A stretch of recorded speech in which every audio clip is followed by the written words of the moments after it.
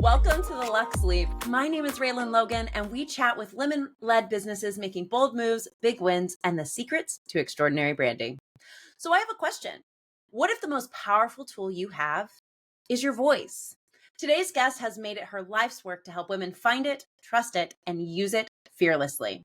Jessica Doyle is a vocal coach, speaker, and best-selling author of I'm Speaking, Every Woman's Guide to Finding Your Voice and Using It Fearlessly. Hailed by book lists as a Bible and standing your ground without trepidation, which I personally believe all of us need in today's society. But my notes aside, we're about to dive in deeper. For the past 15 years, Jessica has coached actors, singers, and public speakers around the world, teaching them how to harness the power of their voice, not just in performance, but in everyday leadership and life. Whether she's working with individuals, NGOs, or global businesses, her mission remains the same: to help women own the room from the inside out. Named one of the top vocal coaches in the industry by the Coach Foundation, Jessica also serves as the head of musical theater at East Carolina University, where she teaches voice and vocal pedagogy. She's going to have to say that word for us real fast. Just the teaching of vocal, everybody. She lives in Greenville, North Carolina with her husband, Don, their 2 daughters, and a very codependent chihuahua named Sebastian.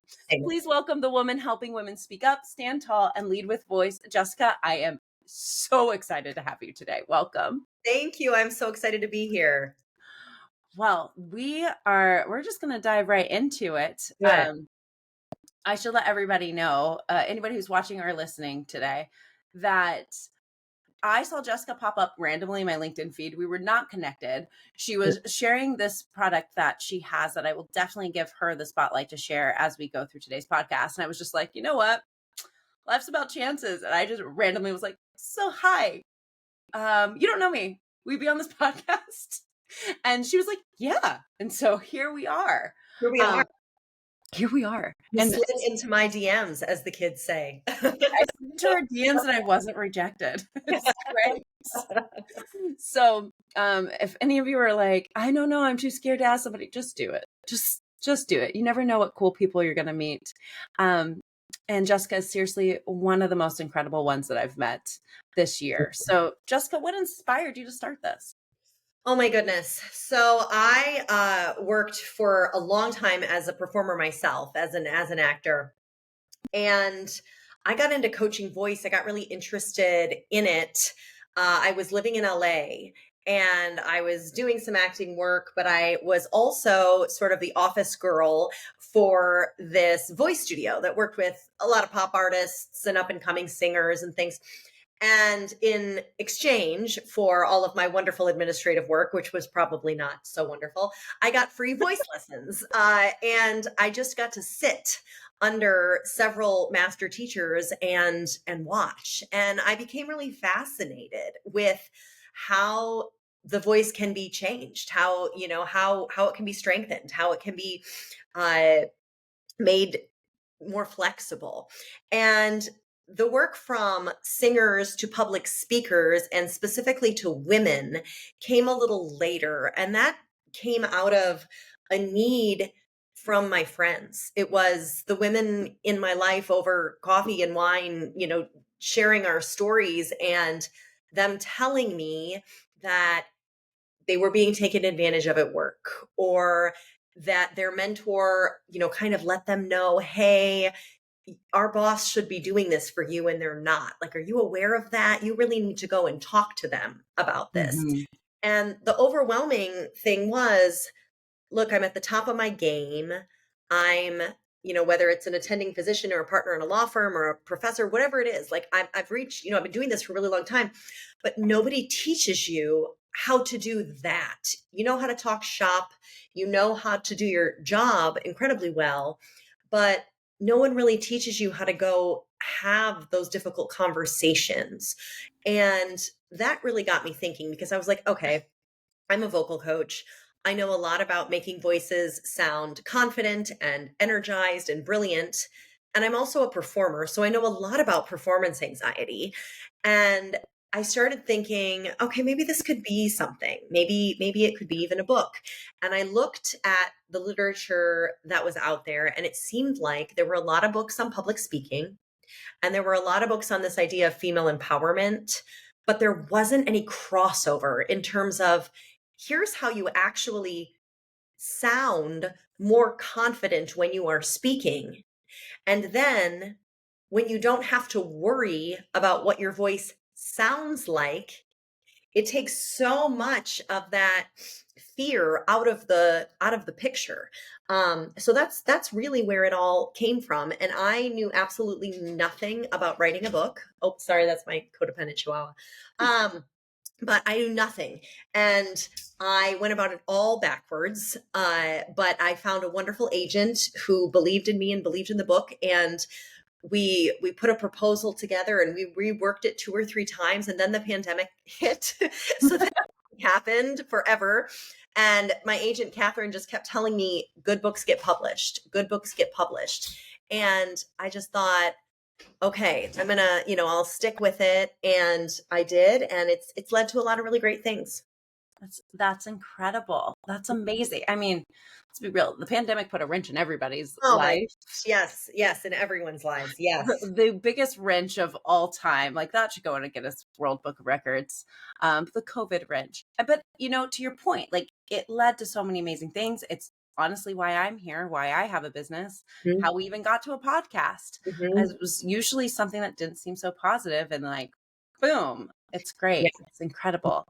And she was right. Good books do get published. Mhm. And I'm proud of you. Well, And thank you. we hardly know each other, but we'll be the best of friends in like a year. Don't worry about it.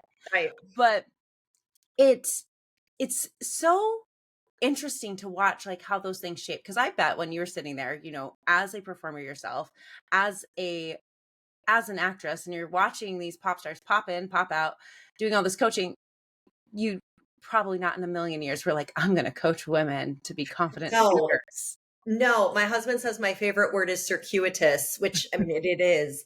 And I think it's been such a journey, but working in this industry, in any part of the entertainment industry and in public speaking, it's not linear. Oh no. And you really don't know, or as an entrepreneur, right? You really don't know what opportunities are going to come, and you have to be okay with the door opening and then saying yes, and saying, okay, let's try this. And I'll tell you, I didn't see that, but I'm so grateful for where everything has led to. That is, I mean, it's just so fun to like watch those things happen. Like when you look back, we take it all the way back into time. Cue somebody to start singing that song. But I, all I wanted when I was 18, 17, 18 was to go into musical theater. That's all I wanted. I think we talked about this.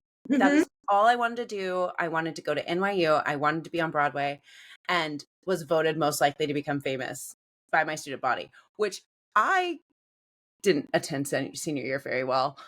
Still got straight A's. Just wasn't good at attendance. And I missed the picture day. So I never knew that that happened. And I didn't find out till we got our yearbooks. Funny. But I look back and I'm like, am I on stage singing a song for Hamilton? No. But am I on my way to being known in some regard? Mhm. Yes. Mhm. And you never know how those things come back around or how like those skills help you in life. I'm confident being on stage because I acted for so long. Like Mhm. I sang for so long. And so those skills help me podcast, they help me keynote. And I know for a fact they help you do the same. Hugely, And hugely. Mhm. bravery, the level of bravery that it takes to do these things, Mhm. that none of our drama teachers told us about, or if they did, we weren't super listening at the Mhm. age of 16.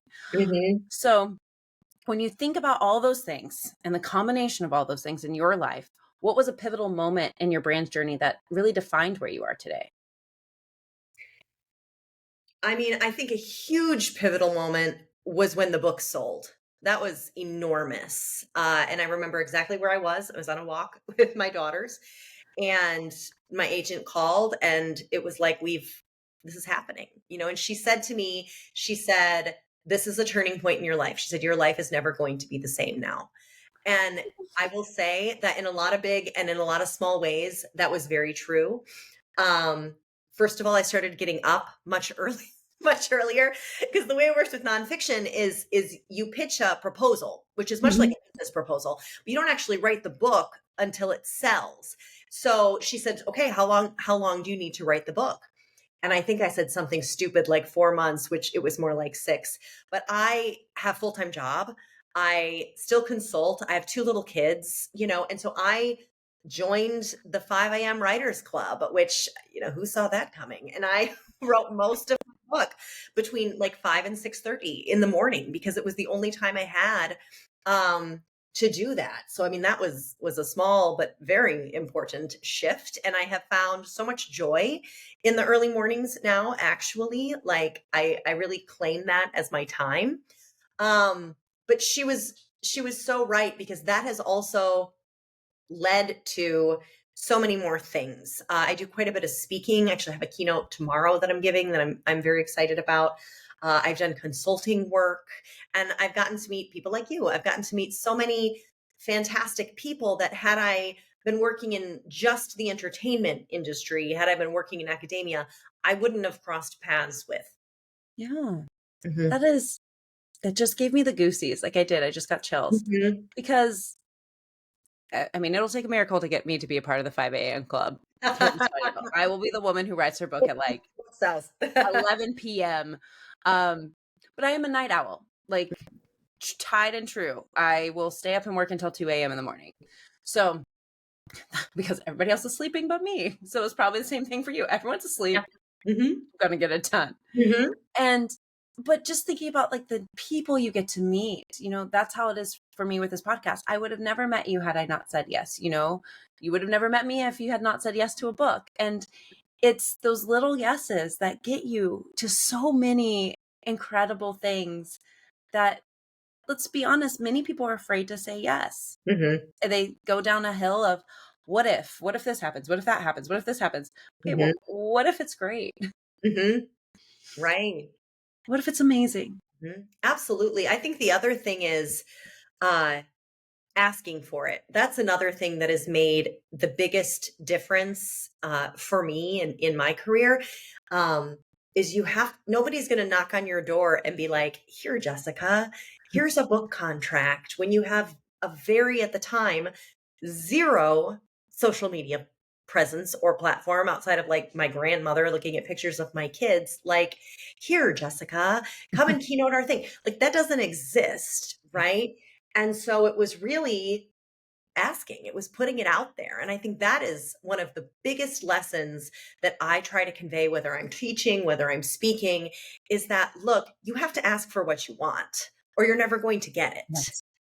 and sometimes you'll get it and sometimes you won't, but you're definitely not going to get it 10 out of 10 times if you don't ask. 1000%. I have this high ticket coach, and I love working with him because we spend a lot of time on mindset. And one of the things he always tells me, he goes, Raylan, it's not a price problem. It's an asking problem. People are Mhm. too afraid to ask for the price that they want. And he's like, so what if somebody tells you no? I'm Mhm. like, in my personal opinion, no just stands for next opportunity. Like we're Oh, just I love gonna that. move Yeah. on.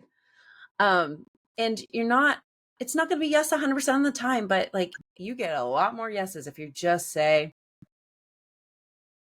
would you be able to help me with this? Mhm. Or whatever the question is. I mean, you asked me a question the other day and I was like, yeah, sure, let's do it. Mhm. Done. Easy peasy. Yeah. And do I know what fear you had on the other side of the keyboard? Probably none because you're Jessica.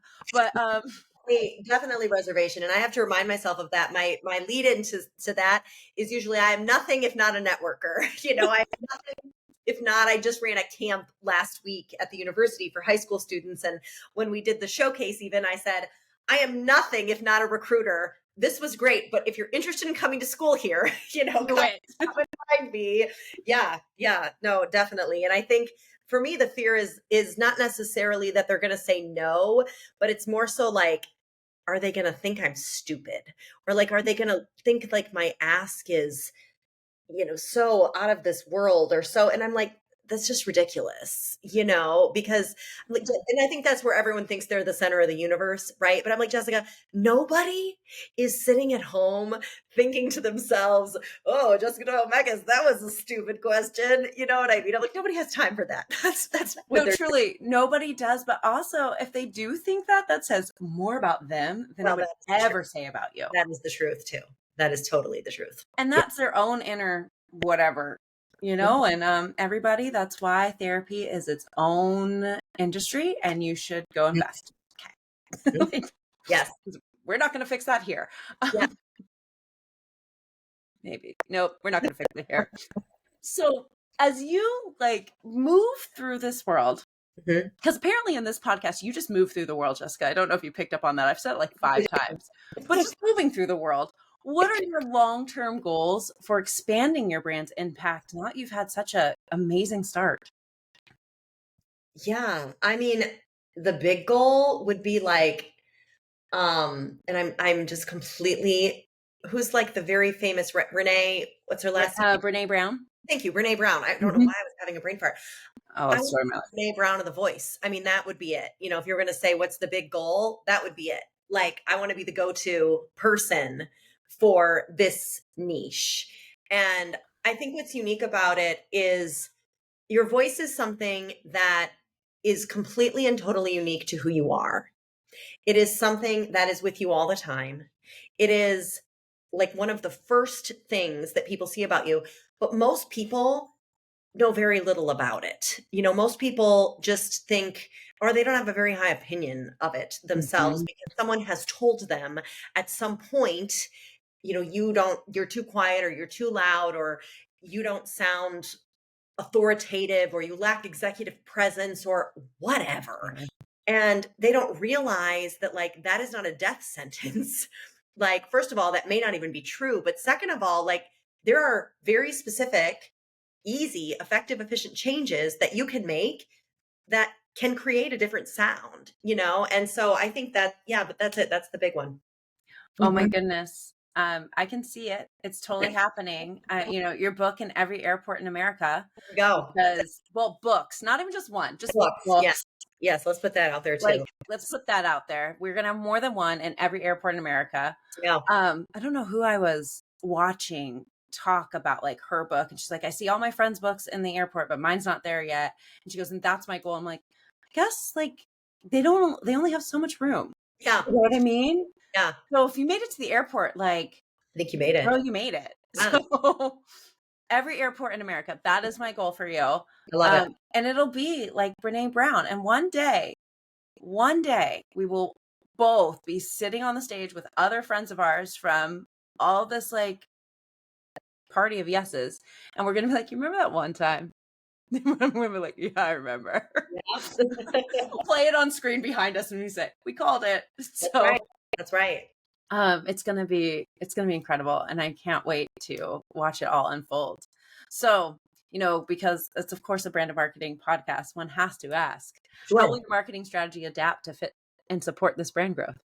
Right. So I have the inside track to my husband is in marketing. So I know, he's such a support. And he is the first person I go to when I bounce things off. Here's what I have noticed has changed. If that was very, very successful for me. And at the beginning, um, this was really guided by my agent, by Catherine Sands, who's the Sarah Jane Freeman literary agency in New York. She really guided this. So the first time I wrote the proposal, she said, "This is too academic." She said, "This is for voice people. This is not for every woman, and you want this book to be for every woman." So then that was a rewrite. Then I wrote it again, and I came after it from this very like sort of like sweet perspective or like girlfriendy kind of perspective, and we put that out there and there was interest, but it wasn't picked up. And then what happened honestly is Kamala Harris became vice president and she had that I'm speaking moment, and I reworked the proposal to reflect what was going on in the media at that time, and the book sold. I mean, that was really What the took it rebrand.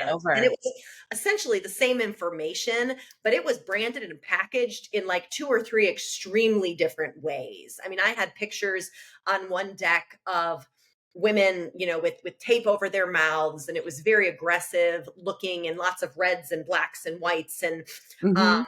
and then I had like girlfriends over wine, like, is should be a book, which I do think it's a book that you can, have a glass of wine and laugh and enjoy.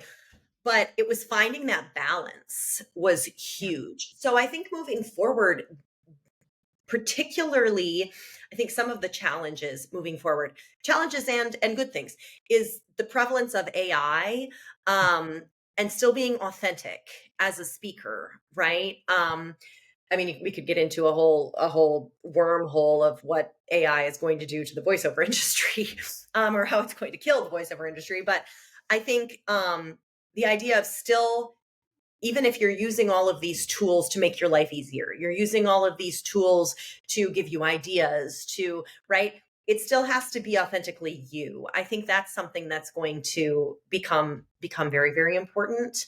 And then it's just changing as the needs of women Yes. change, right? I mean, I'm 41. I see everything very much from my lens, right? Mhm. I mean, I'm a mother of 2. I'm a working mom. Like, this is sort of the lens that I have. But I want to make sure that the message isn't just for that small pocket of women as well. And I work with college students, and so I see the shifting. I have conversations quite often with my students, excuse me, about how their needs are changing, and the challenges that they're facing that I didn't face when I was 22. And I mean, my mom's retired, she's in her 60s, and like, I have conversations about where that dynamic is changing, and ageism. And Yep. so it's going to definitely be bridging that gap and remaining relevant, and really pushing the message of your voice being I this is my big thing, is I firmly believe that you can have a voice that is authentically yours and that also commands a room. And I think a lot of times women are told, we went this whole thing, particularly with Hillary Clinton back in the day, in this campaign, this smear campaign of shrill. She's so shrill, her voice is so shrill, Mhm. and so women are told to lower their voices when they speak, right? And I mean, I think that's absolute bullshit. And that you can speak in your own voice. You can speak in a voice that you like. You can speak in a voice that sounds like you, and you can still command a room. Absolutely. I mean, there's so many things happening, not just with the sound and the tone of your voice, but your whole body language. Yes. Yes. Hmm. Like, you're saying a trillion things without saying a single word Hmm. every single moment of the day. Hmm. And the ability to tune into that, because I don't know that everybody can tune into that yet. They Hmm. have the ability, they just don't know where to find the ability inside their Hmm. brain. There's so many ways that we carry ourselves. And I agree with you. I don't think it matters how you sound. It's going to matter the way you say things at times. It's going to matter just based on who's on the other side of you. Hmm. But those are all learned skills. And Yes. that's why people need you, because I Yes. can't teach it. I'm aware, you know what I mean? But I'm not at a place where I'm like, this is how we fix it. Mhm. And so, and I may never go down that route because I'm sending people to you. I will never go down that route.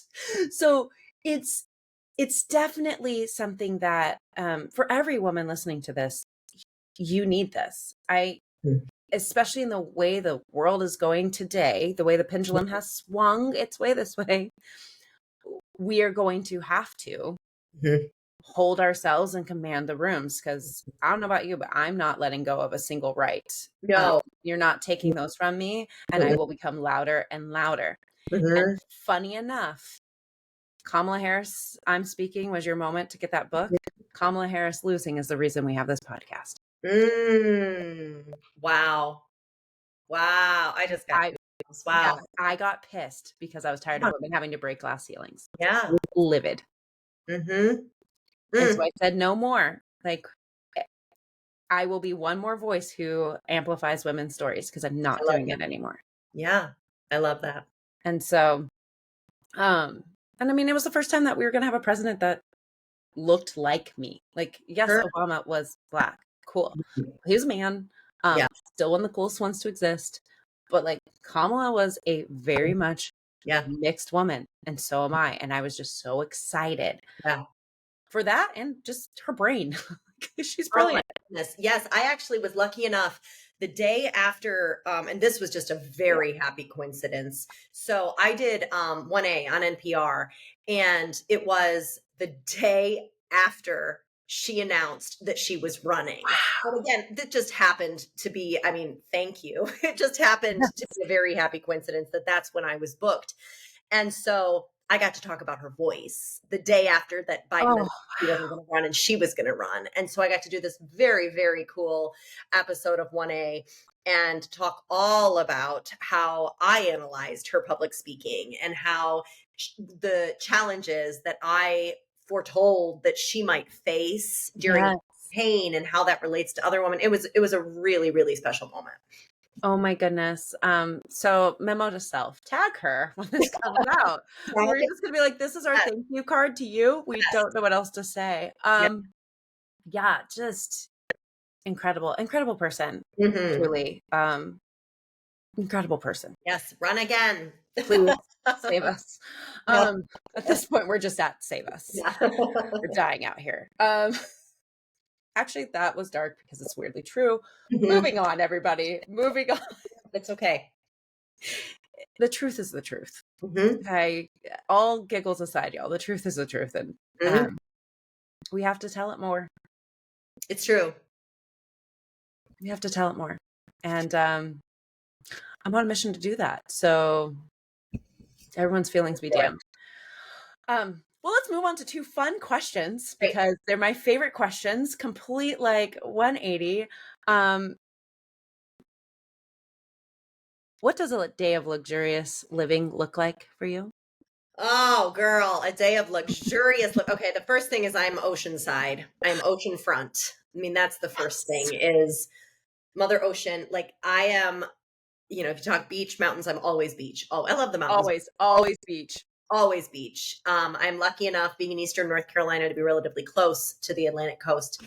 And I mean, that's the goal. I mean, another a goal of mine is in the next few years, I want a condo. I want a place on the beach to just be there as much as possible. So first of all, I wake up and I'm on the ocean and the waves and I can hear them. And, it's all wonderful. I would have to be able to walk, the beach, which is one of my very favorite things to do. I have outlined so many books. Excuse me, real quick, I have to sneeze.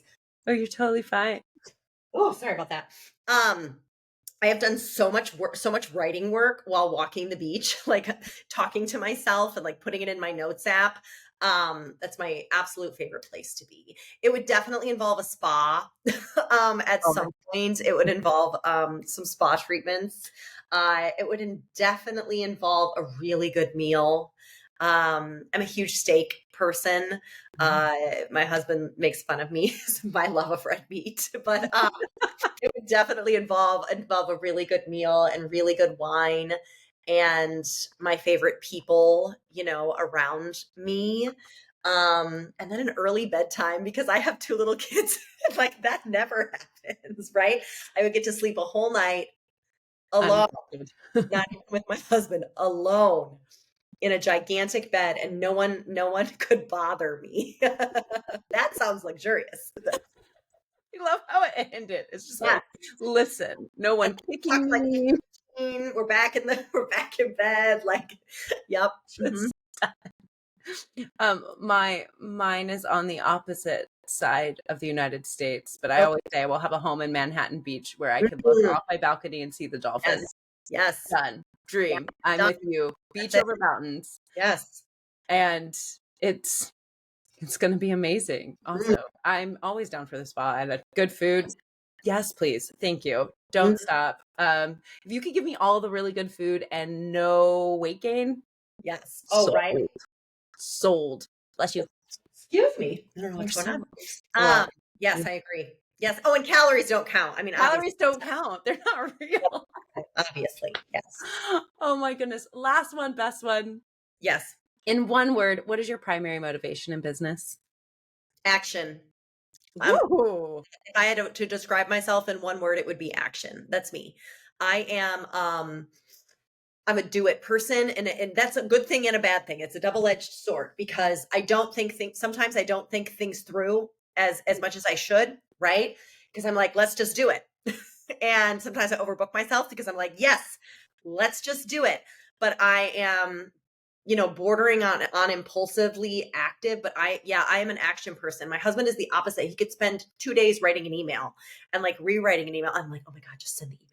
Like this is what I think in reference to my book, this is what explains that really well is I looked up how to query agents, and every, blog that you read about querying a literary agent says you need to have your proposal done, because when you send the query letter, they're going to say, okay, cool, send me the proposal, and you have to be able to send it right then while you have their attention. And I thought to myself, I've got time. I just want to query and see if anybody is interested in my idea, but they probably won't be. So of Of course, course.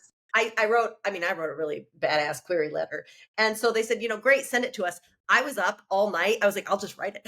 I'll just write it right now. I mean, it wasn't great, but like, that's me. Like, that is like, let's Let's do it, okay, everybody? do it. Let's do it. I'm that person in this house too, Yeah, and the other one will think everything to death. sure. I'm like, Yes. sir, can we Yes.